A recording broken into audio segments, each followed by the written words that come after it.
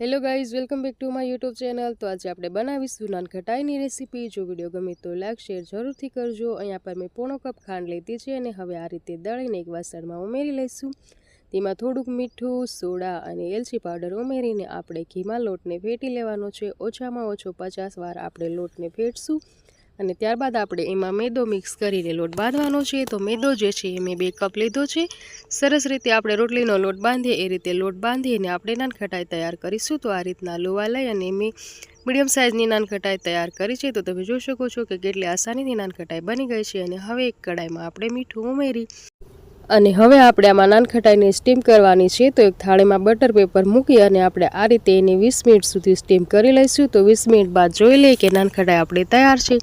જો વિડીયો ગમ્યો હોય તો લાઈક શેર કરી અને મને કમેન્ટ કરીને જણાવજો કે મારો આજનો વિડીયો કેવો લાગ્યો। અને જો તમને આ વિડીયો પૂરો જોઈતો હોય તો મારી ચેનલ સમા કુકિંગ પર મળી જશે।